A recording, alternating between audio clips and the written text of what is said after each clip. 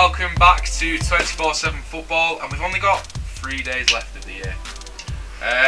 It's getting close. Have you enjoyed 2018, man? Yeah, it's been alright. I feel like I should ask you this at the end of the last video, so don't tell me yet, Luke. Oh.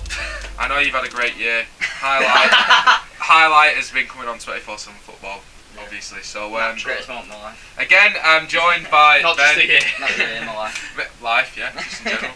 I'm joined by Ben and Luke for our top 3 now. We're into the third. So this is the top 10 from the footballing moments of 2018. Third is Manchester City, getting to 100 points. Centurions for last year. A feat that hasn't been done before. A fantastic achievement by Pep Guardiola and the boys. Arguably the best season that I've enjoyed as a football fan. So what were your thoughts on it, Ben? Yeah, it was Average. okay. It's alright, They yeah. broke a few records, didn't they? Not many. Yeah, just a few. Most goals scored, most away wins, most away goals scored, most points ever accumulated in a Premier League season. Am I missing any? Yeah, let's just stop. Most wins in a netball. Premier League season. Any more? Just fantastic. Absolutely steamrolled the league. No one could get anywhere near us. Pep Guardiola, best manager in the world. Carry on. Right. No, yeah. As joking aside, it was a fantastic achievement. They deserved it. They played some ridiculous stuff at times. You were watching some of the stuff they were playing. You were just like, this isn't even football. Like, it's just he played it to a different level to everyone else. And With Fabian Delph at left back. yeah, I mean, that's the one real positive that came out of that was the fact that The one positive that came out of 100 points was Delph. I mean, one of the main positives. Right, go on. So, all right, I'll talk about the negatives if you Just want. that there was none. So Well, net spend. Go on. No, if the thing that he got Mendy injured right at the end of the season, and I mean it's left back's not an ultimately very decisive position, but it's a position in modern football that's very important. And he thought right, Delph, he's got the attributes, let's put him there, and he was fantastic the whole season. Now we view him as a left back now instead of a central midfielder. So the way he used that team and the depth that they had in that team, he used every player contributed. Obviously, some players more than others. But you look at your Sanes, your Sterlings, your Agueros, David Silva, De Bruyne, Fernandinho. Go through the whole starting 11, but yeah, they were fantastic. I think the one player that didn't really contribute was Claudio Bravo. So. Oh, it's a real shame. It's a real shame. Pep signed as well. I know, yeah. Pep's get him out. Get Pep out of the club. Get Pep out, as if he bought Claudio Bravo. I know. Oh dear. I know. Still have him at Oldham. So, Yeah. Luke, what did you think about Man City getting to 100 points on obviously- the last day of the season as well? Sorry, I'm just gonna fill my drink. Continue.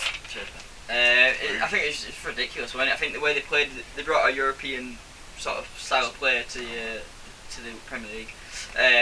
Playing from the back, things like that. It's just a bit creative from City, and it just made put other teams off in the league. Yeah. I think obviously they went quite a lot of games unbeaten. You could just tell from the start they just played completely different on a completely different level. They wanted it. They played could play any formation. You could just tell they got a chance to win it. Any team they come up against, you thought, oh, City won that, or even if they drew, like Jesus, they drew. Like it could be against like Chelsea or something, but you think they should be winning, but it's the team they've got. It's just all round. It's unbelievably a good team. It's wingers unbelievable, strikers also unbelievable.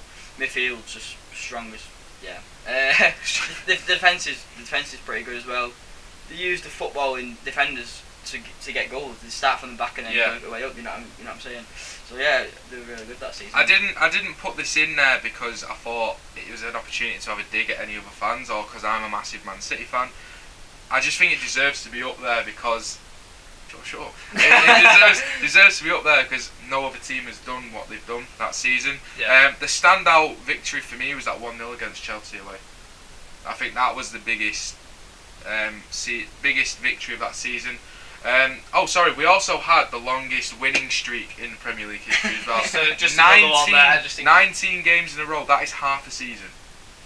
It is unbelievable when you think about what they actually achieved. It was stuff that I don't think will get beaten for a long time until football takes a serious turn where the big clubs were really dominating. They Yeah. just absolutely well, it's sort of like that now. When Oldham are back in. When Oldham are up there with winning league titles, but we'll wait for that. Abdallah will sort that out.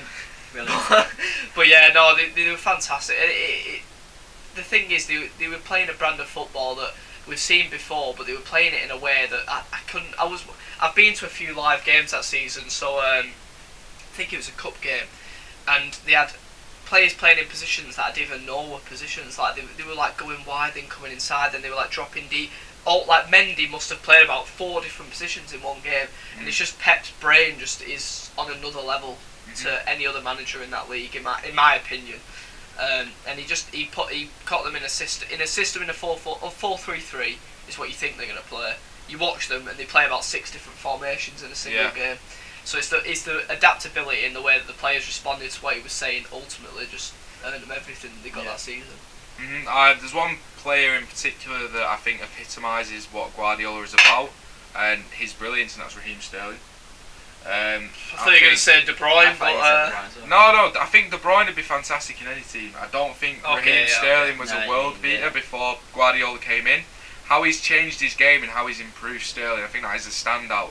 Because Sterling now has even improved this season. I think for me, he could get into any team in the world now. Raheem Sterling, I think he's absolutely fantastic.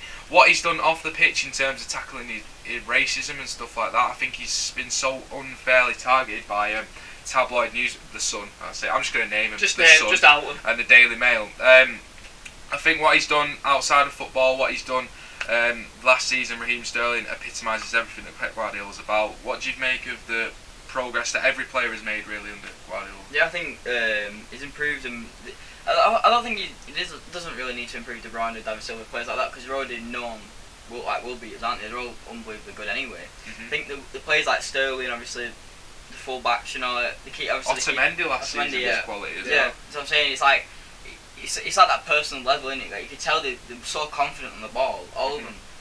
They get the ball and they'll pick out a 40-yard pass it's like that's down to Guardiola. He just tell if he tells players.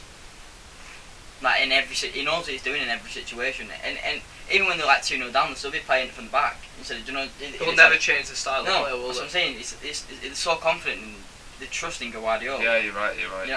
When he made certain comments about quite a while ago when he first came to the Premier League, when he was saying, I'll never teach my players to tackle or any defending or anything like that, and I thought that's very silly. That's quite naive, really. But then you watch them play, they have 80% possession basically every game. They spend the whole game in possession.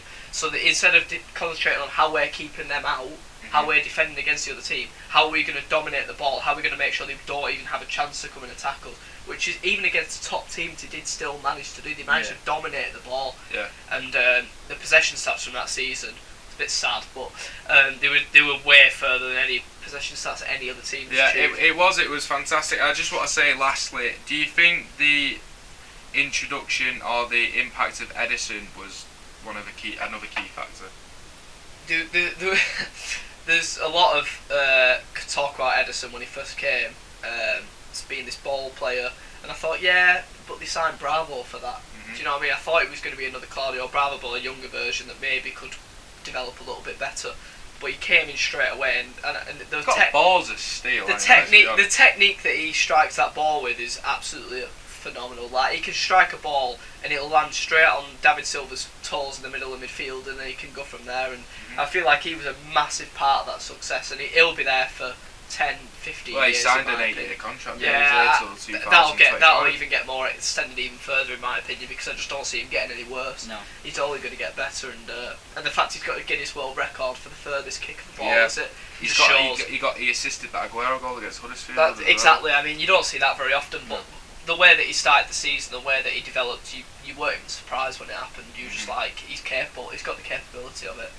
And it's a shame that De Bruyne's in midfield, because I reckon he could do a job there if he wasn't. Yeah, he would. To be fair, I expected Edison to go left back when something like that. When Mendy got injured. But absolutely fantastic. To be a fan of Man City, look, my first game was at Main Road. I've been through the Stuart Pearce eras. You know, I had an Elker on the back of my top. It wasn't great. And to see what they've become now, even now as I work at City, to see the changing rooms, everything that what's happened, the Tunnel Club, just the journey that the club's been on since in the last 10 years. It's been absolutely fantastic. It's been done in the right way. You can say it's a money club. They generate their own money now. What he's done with the Are they surrounding, self-sufficient now? yes, what they've done in the surrounding areas, that £200 million academy over the road. What they've done at schools, they've built houses around the local area. Yeah, college, the Cornwall College. What they've done with all that, they only employed people from in the local area. They took on loads of apprentices to develop skills. It's crazy what they do, and everything they've done with the club has been done in the right way. Yeah. And I think absolutely it's a credit to Manchester City. And we spoke about Vichai at Leicester. I think Sheikh Mansour is another one that does it in the right way, and as well as keeping costs down for fans. I mean, the cheapest season ticket at City is £300, and Arsenal's cheapest is what, 1,200. Something along those lines. Yeah. So it's definitely still £95 affordable, for kids, and to see that style of football, I think it's incredible what the club's been through, and that is why it gets in at number 3. 100 points, never been done before. I don't think it'll ever be done again. Are Man City going to win the league this year? We could do, but I don't think we'll do 100 points. And the way they got the 100 points as well, we haven't even mentioned That 90th minute goal, Gabriel Jesus with the composure of a god, do you know what I mean? Takes the ball down and decides to dink him. If that isn't passion, you know. Yeah, well, it was great. It was fantastic scenes, and just when they looked like they weren't going to do it, he just stepped up, and he's got a lot of criticism as well, Jesus, but he'll remembered throughout his whole City career for that one ball. Yeah, we love a 90th minute goal, don't we, to secure something. Yeah, I suppose It you shows do. confidence, though, doesn't To be fair though, they did pick up a lot of points in the last few minutes, didn't they? I mean, Sterling that against Sterling, Southampton, 96th Southampton. minute. They were just massive moments throughout the Yeah. whole season where they look like, oh, they're going to slip up here, and they steps up every time. This one player would always step up, whether it be De Bruyne, Silva, Aguero, Sterling. Someone would step up and ensure that they got that victory, and they definitely deserved it. Yeah, you're right. So I think that just about wraps it up. Yeah. Man City getting to 100 points. Everything that's involved at the club, that gets number 3 on our list. So I'll go through the list just to remind you our top 10 moments from 2018 in football. Number 10 was Accrington Stanley winning League 2. Number 9 was Wigan beating Man City. Number 8 was Burnley's European Tour. Number 7 was the 2018 World Cup in Russia. Number 6 was Liverpool reaching the Champions League final. Number 5 was Real Madrid's 3rd straight Champions League. A phenomenal achievement there. Number 4 was football's reaction to the Leicester owner Vichai's death in the helicopter crash. And number 3 was Man City getting to 100 points and winning the Premier League in such style. So we've got 2 more to come. As always, again, I'd like to thank these 2 for coming onto the channel. Hope you enjoyed the video. Please leave a comment below. Subscribe to the channel, like us on social media, like the video, blah blah blah. And yeah, have a great day. We'll see you tomorrow for our number 2, and then in 2 days we'll have our number 1 video for the top 2018 moment. It's a good one as well, number 1. So isn't it? the anticipation's unbelievable. I almost can't wait. I mean, you know what it is, but these guys don't. I feel You're in for a treat. There's going to be riots to see what this number 1 is going to be. But Guys, we can't upload it any earlier. We're sorry. We've seen all the comments. We can't upload it any earlier. Are I'm you sorry. just anticipating comments? Oh, hundreds. You beg for them. There must be some people. There must be some. But thank you so much for watching the video. Have a great day. We'll see you tomorrow for the next video. And yeah, thank you very much. See you later.